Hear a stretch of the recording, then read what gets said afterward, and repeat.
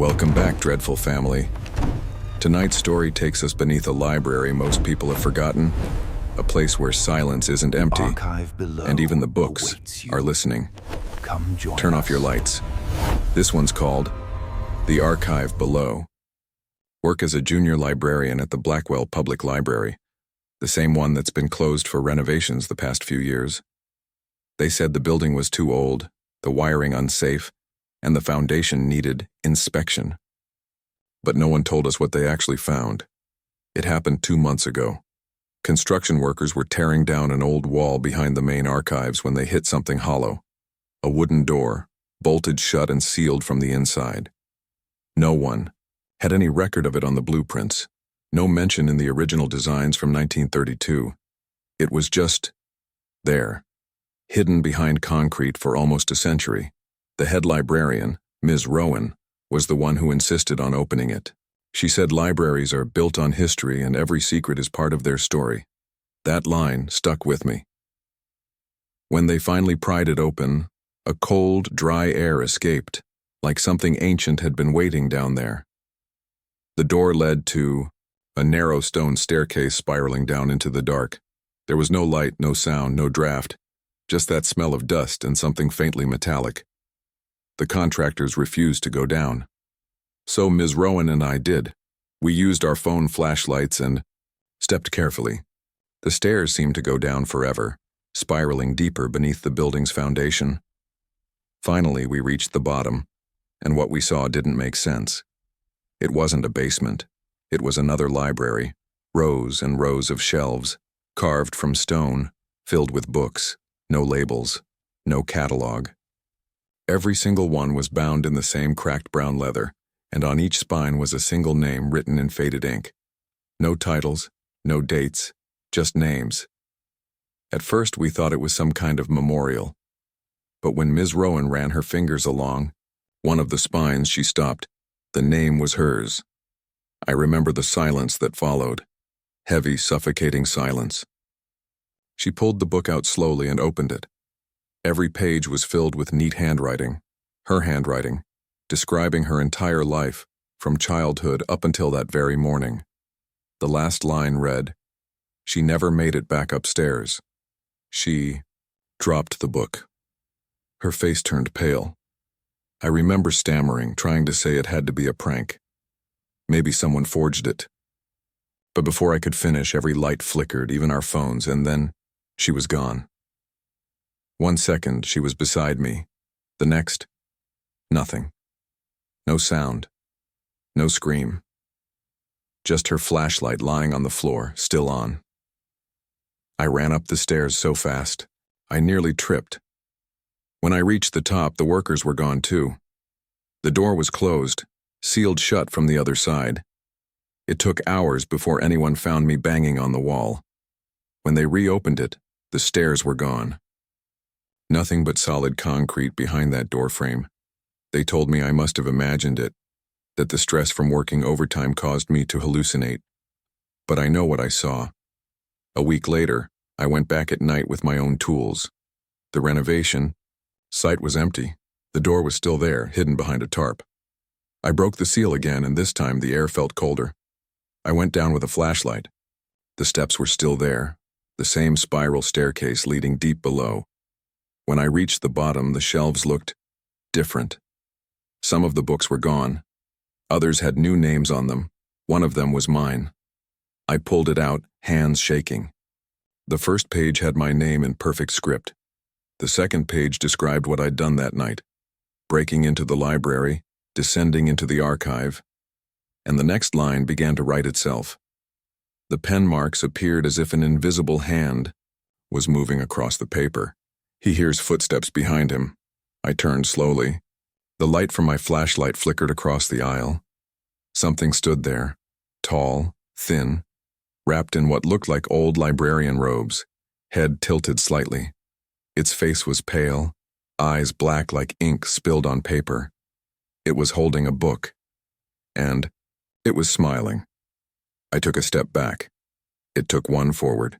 Its voice was soft, almost gentle. "Everyone belongs on the shelf." The light went out. I don't remember running up those stairs. only the pounding in my ears.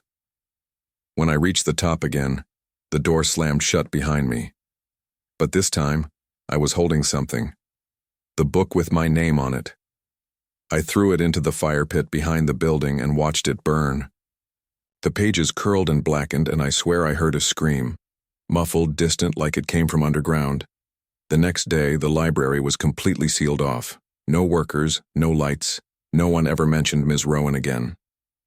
It's been 3 weeks since that night. I can't sleep.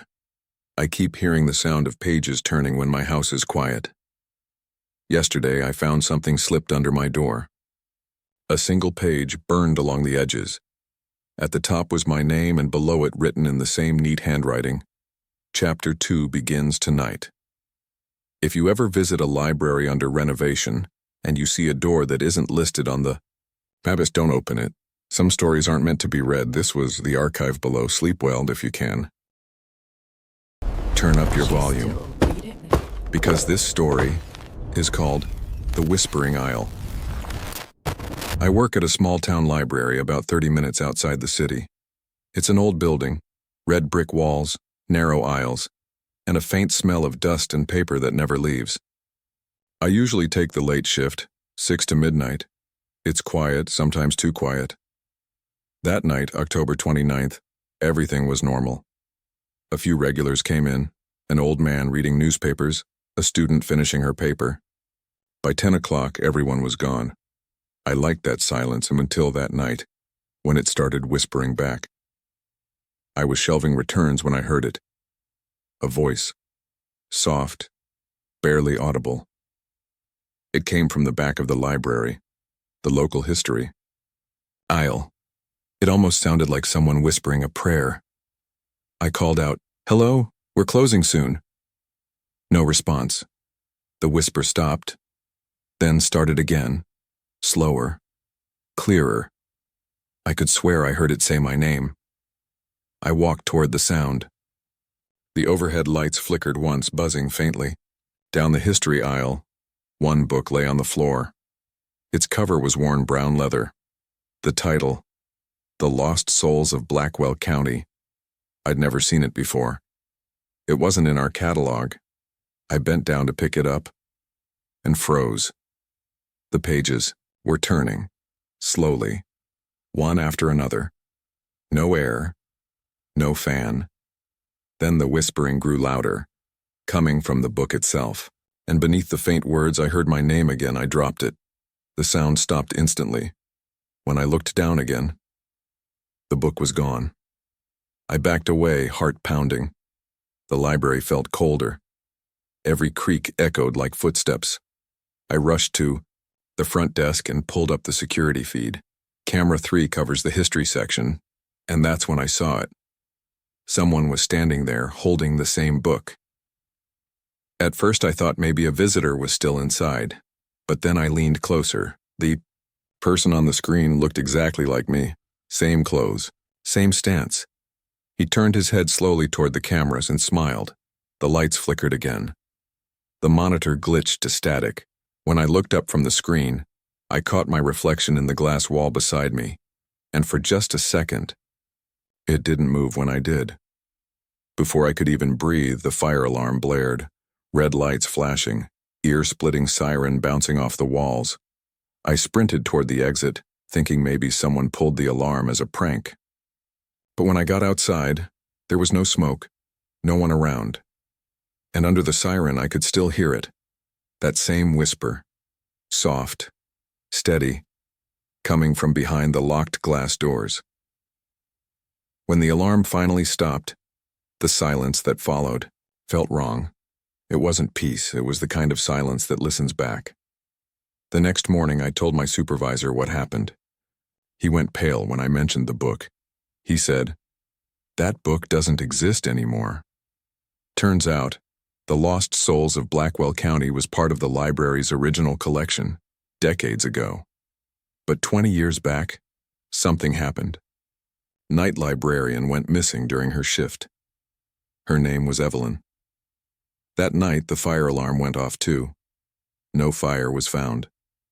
When police checked security footage, It showed her walking into the history aisle, holding that same book. Then, the tape glitched. She never came out. The next day, the aisle was empty, except for the book lying open on the floor. They burned it. At least, they thought they did.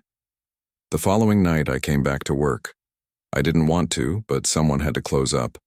Around 9:30, I noticed something strange. On the front desk sat the same book. It looked clean this time, newer. Inside the cover, a slip of paper was taped. Checked out to, my name. Do. Never. The air went still. Every light in the library flickered, and from somewhere deep in the stacks came a woman's voice. Low, calm, quiet. In the library, I turned and saw her, a pale woman in a burnt uniform. Her skin looked cracked like paper that had been through a fire. She was holding the book, staring right at me. Then, darkness. I woke up the next morning in the reading area. No alarms, no lights flashing. The doors were unlocked, and the book was gone. But when I checked the security cameras, the footage showed me sitting at the desk all night, unmoving. The timestamp said the footage was from 20 years ago. Now, every night when I close up, I still hear whispers from the history aisle, and sometimes I see my reflection watching me from the other side of the glass. If you ever hear soft voices calling your name in a quiet library after dark, don't follow them. And whatever you do, don't pick up The Lost Souls of Blackwell County, because once you do, it'll never stop reading you. This has been The Whispering Isle, only on Dreadful Screams.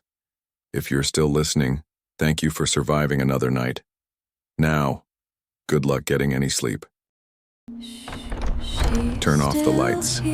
This is The Librarian Who Never Left. I started volunteering at the old public library last year. Not the new one downtown, the one with shiny floors and self-checkout machines. This one was the original Blackwell branch, a small, crumbling building across from the cemetery, surrounded by trees that never seemed to lose their leaves. No one really went there anymore, except me. I liked how quiet it was. It wasn't the kind of quiet that makes you relaxed. It was heavy, like the air itself was listening, like the walls were holding their breath. At first, everything felt normal. Dust, old carpet smell, the hum of ancient fluorescent lights. But from my first week, I noticed little things. Someone was still using the place. Books would shift slightly overnight. The return cart moved a few feet every morning, and sometimes I'd find checkout cards written in neat cursive handwriting, dated 2003. No one on record had checked those books out. Still, I brushed it off, told myself it was just my imagination. But that changed one night when I stayed late to relabel inventory in the basement. It was around 9:45 p.m. Everyone else had gone home. I had my earbuds in, music playing softly, when I smelled something. Perfume. Not modern perfume, something floral and old-fashioned, the kind of scent your grandmother might have worn. I took out my earbuds, and then I heard it. Click, click. Click, heels. Walking slowly across the wooden floor above me. When I went upstairs to check, the room was empty. The front door was locked, and the return cart had moved again. It was halfway across the room, facing me. The next few nights, the noises continued. Sometimes the sound of books sliding, sometimes humming, faint like someone shelving, books in another aisle. One time I swear I heard someone sigh, right behind me. When I turned around, nothing was there, only the faint outline of fingerprints on the dusty shelf beside me. That's when I started keeping a flashlight with me. Then came the blackout. It was a stormy night, end of October. Lightning flashed outside and everything went dark. I was in the basement again when it happened, young, and when the power cut, the entire place went silent. I grabbed my phone for light and made my way to the breaker panel. That's when I saw it. Something shiny on the floor. It was a name tag, Evelyn M. Harris, head librarian. The plastic was cracked and darkened, like it had been burned. Before I could move, I heard a soft sound from the darkness. Someone humming. A gentle, low tune, sweet and completely wrong for that moment. The light from my phone caught a shape. A woman standing in the aisle, just a few feet away. I couldn't see her face. Her skin looked gray, paper thin, and her clothes, an old skirt and blouse, were covered in dust. She was holding a book to her chest when I whispered, "Hello?" She tilted her head. Then I heard it, the sound of pages turning, fast, hundreds, at once. Then she vanished. The lights flickered back on a minute later. Everything was exactly where it had been, except the name tag was gone. The next morning I told the library board. They just stared at me like I was joking. But one older staff member, Richard, didn't laugh. He said quietly, "Evelyn was our head librarian. She died here. The fire started in the basement. We never found her." He told me something else too.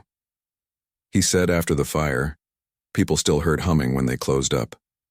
But they sealed the basement years ago. No one had gone down there since. That night I couldn't sleep. So I went back. I had to see for myself. The door to the basement was chained shut, but the padlock was rusted through. When I kicked it once, it broke open. The air was thick and cold, like walking into a freezer.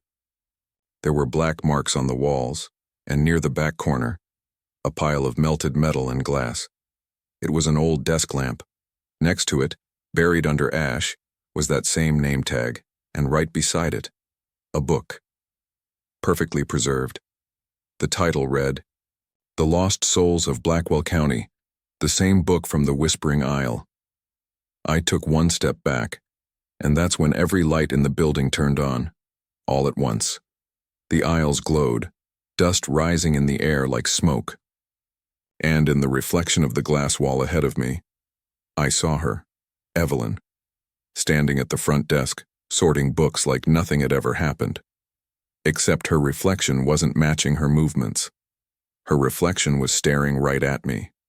I ran. I didn't stop until I was outside in the rain, gasping. But here's the thing. When I drove by the library the next morning, I noticed something new in the window. A single sheet of paper taped to the inside of the glass.